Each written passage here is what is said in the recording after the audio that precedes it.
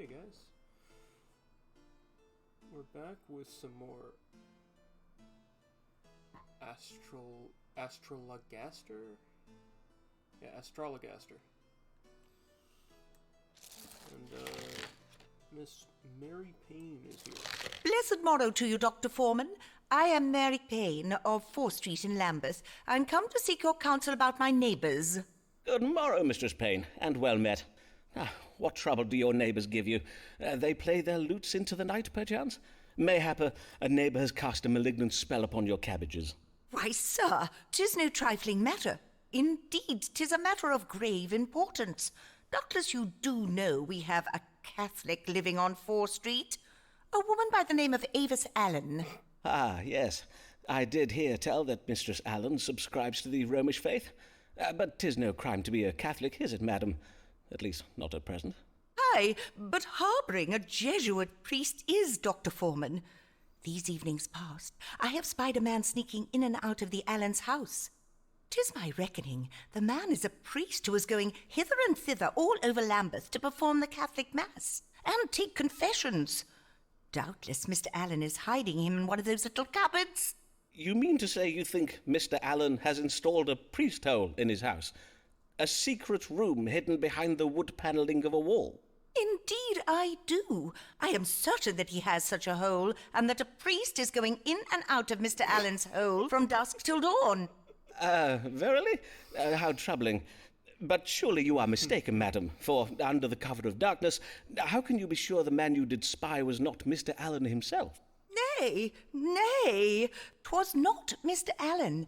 Mr. Allen is a fine, tall figure of a man, whereas the figure I did spy was very narrow and malformed in appearance. A scrawny little imp of a man he was. I see. Now, you must not think me intolerant, Dr. Foreman. If Mistress Allen must cling to her idolatrous backward beliefs, 'tis her own affair, and I have no wish to cause trouble for the Allens. And even though Mistress Allen is lately not been seen in church, thus far I have held my tongue about it. But we residents of 4th Street are decent English folk. We will not abide an agent of Rome sneaking around our neighbourhood, muttering incantations in some devilish foreign tongue. I think you mean Latin, madam. But before I act upon my suspicions, I think it wise to know if there be any truth in them. Then let us see what the stars can tell us. Who is this mysterious stranger, and why does he frequent the Allens' house late at night? We're gonna cover for the Allens.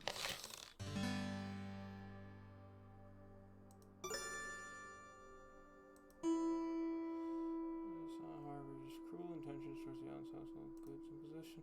Mrs. Payne will die suddenly, mayhap before the end of this consultation.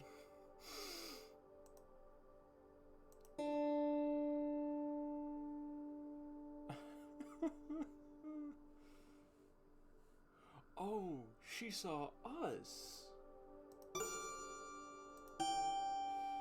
Seeks a relationship with an interest for her. For as a trust of that nature, this element may be of no particular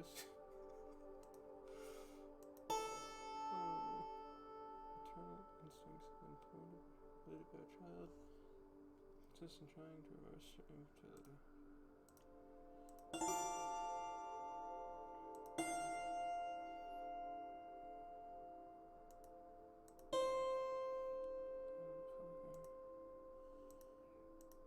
I think this one involves us killing her. The man you saw prowling around the Allens' house is no priest. He is a thief, come at night to steal silver plate and candlesticks. 'Tis a mere robber I saw. On my honour, that is well to hear. Still, something must be done about it. I will rouse the menfolk of 4th Street and have them patrol our street each night until this sneak thief is apprehended. Ah, is that truly necessary, madam? Be there not more... Pleasant day, Dr. Foreman.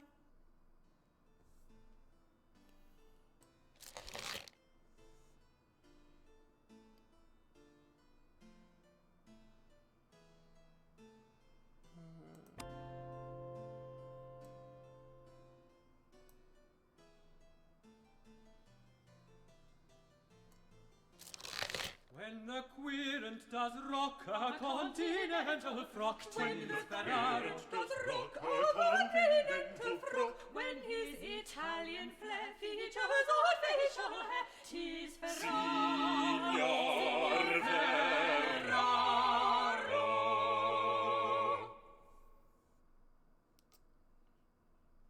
Signor Ferraro is here. God give you good day, signor. And how may I assist you?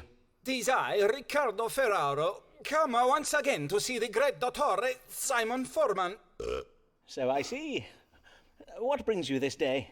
I bring myself to you, so you treat my illness. 'Tis very grave. And, what might this illness be? Perchance we might start with your complaints. First problem is the laughter that cannot be controlled. Uncontrollable laughter, you say? I see. Anything else? Next problem, the dancing that cannot be controlled. Uncontrollable dancing. And yet, you do not appear to be dancing at present. What can I say? 'Tis uncontrollable dancing. I cannot control when I dance. Nay, 'tis a fair point. Doubtless my disease, whatever it may be, is very rare and very difficult to diagnose. But of course, if it be beyond your medical understanding... Let me assure you, signor, that whatever is said of us on the continent, the learning of we English doctors is unparalleled. There is no better medical care to be had than in London. Now, let us see whether the stars may tell us something of your unusual and troubling illness.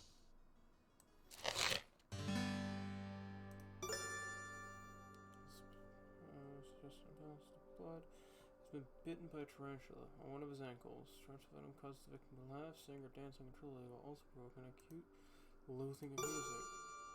Suffering from traumatic disease that occasions abdominal pain, belching, and bloating of the stomach.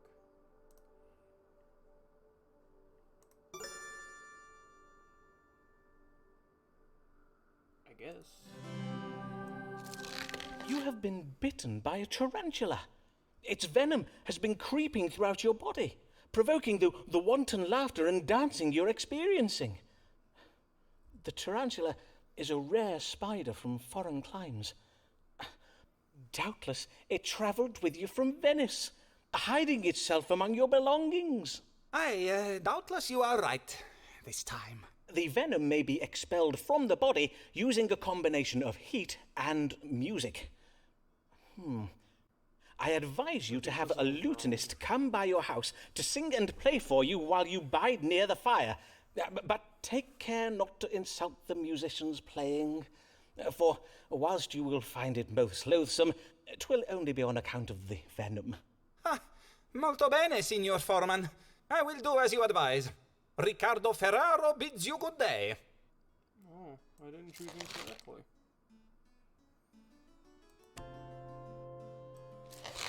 Why does this lady feel confined?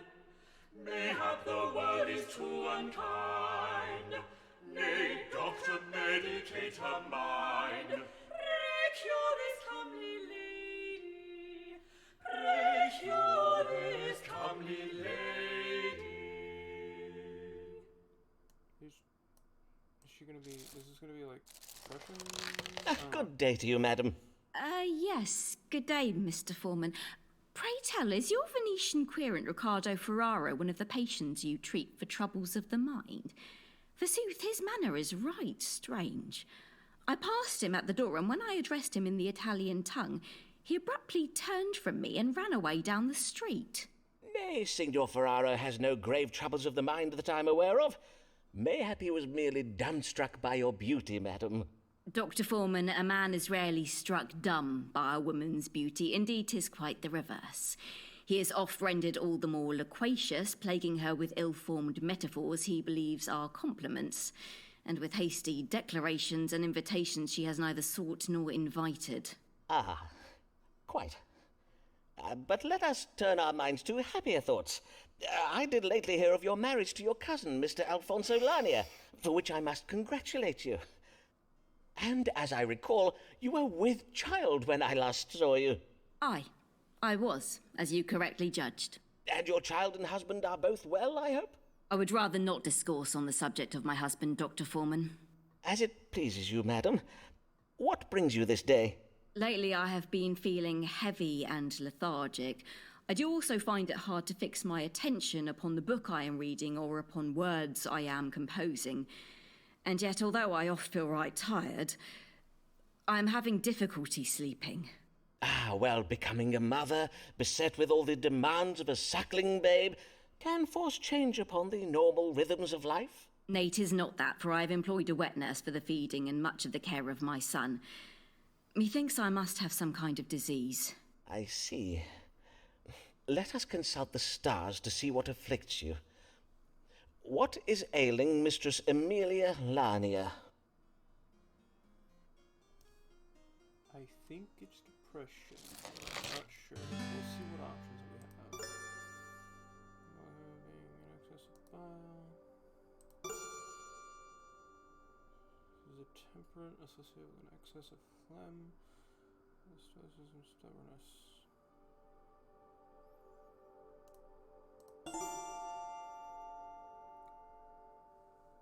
Is associated with an excess of yellow bile, hovers.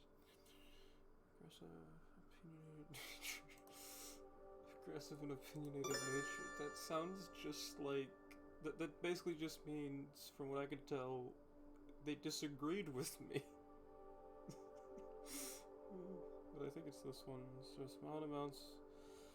It's just illness is cure. This is the only one I could think matches what she described. Mistress Lanier, the stars indicate that your suffering is occasioned by melancholy, or, in other words, black bile. I see. And what treatment can you give me for it? Before we speak of treating your condition, madam, I think it wise we determine what has provoked it.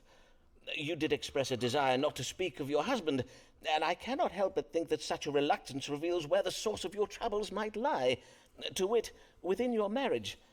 Would I be right in thinking this? I do not wish to cause you distress, madam, but as a doctor, I do feel I must press you in case it is relevant to your troubles. My marriage is not a happy one, Dr. Foreman. Mr. Lanier and I do not agree on matters of money and strong drink. I see. And what are your opinions on these subjects? That he spends all our money on strong drink. He disagrees. And your husband cannot be brought around to see your point of view, nor you his, I presume. Well, the marital discord provoked by strong differences of opinion can oft engender melancholy in a wife. Until the matter is resolved between you, you may take a syrup of roses and chicory. Drink of it each day, and it will serve to reinvigorate your vital spirits. I will also have my manservant William bleed you of some of that excess bile. I thank ye, Dr. Foreman. William, come hither and bleed Mistress Lanier.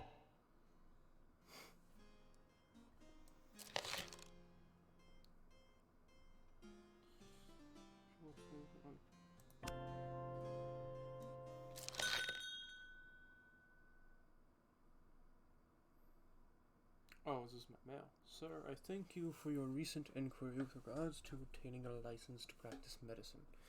I note from our records that you terminated your enrollment at our institution some years ago on the grounds of insufficient funds. Whilst we do not ordinarily issue medical license to men who have not first completed a medical degree, proof of equivalent professional experience in the form of letters of recommendation may be taken into consideration. A minimum of 8 such letters of recommendation is customarily required. I advise you to write to us again once you've obtained the requisite number of letters. Okay, real quick. We're not supposed to be practicing, but the only way we could get letters of recommendation is if people think we're a good doctor, thus we would have to practice. Which means it's a catch-22. What is their relation? We are no longer sure. Seems 4 months now we're patient, and Avis is the cure.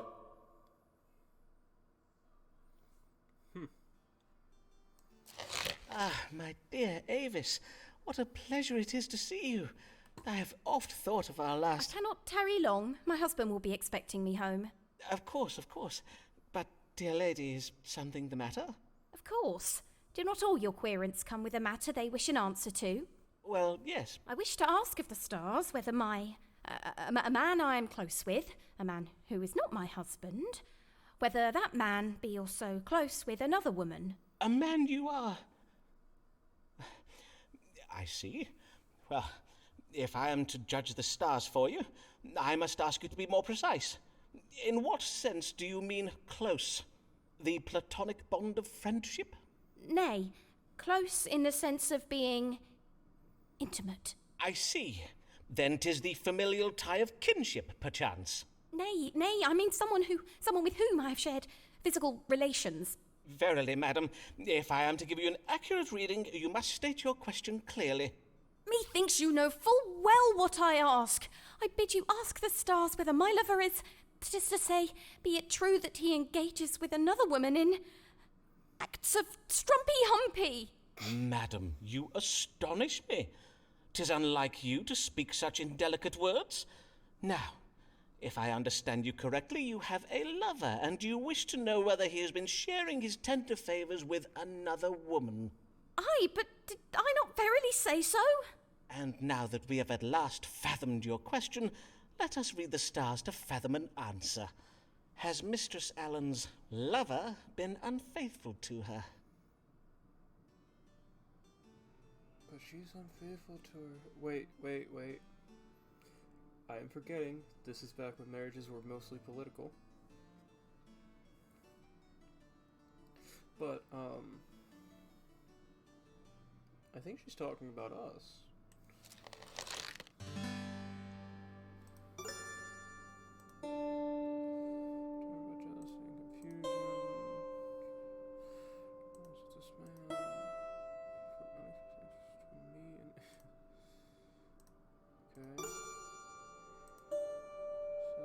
Single woman who is willing and able to marry him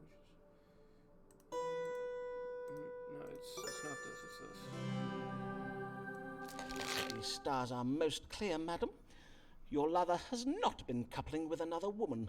He has not. Forsooth, the stars say that your mind has been turned by jealousy and confusion. Now, if there is nothing further, madam... Oh, how relieved I am to hear you say this.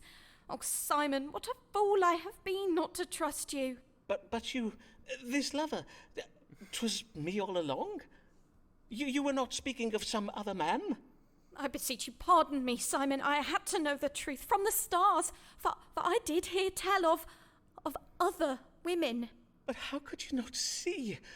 No other woman is to me so dear, and verily is it not clear to you that I... Do you verily, Simon? Oh, my dear, sweet Avis.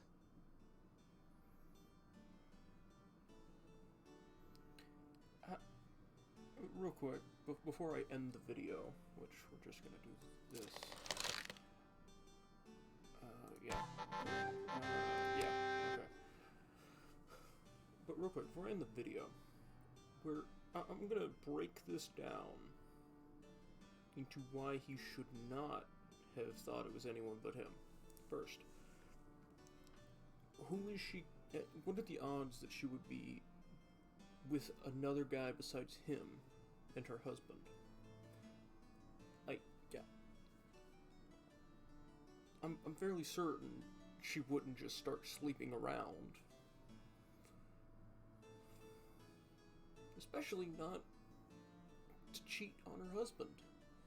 Which I think that I don't know much about 1500s London, so I might be a little wrong here, but I'm pretty sure it was still, taboo to cheat on your spouse. But what are the odds that she would do that and then go to him, of all people, to ask about it, someone she'd also been with?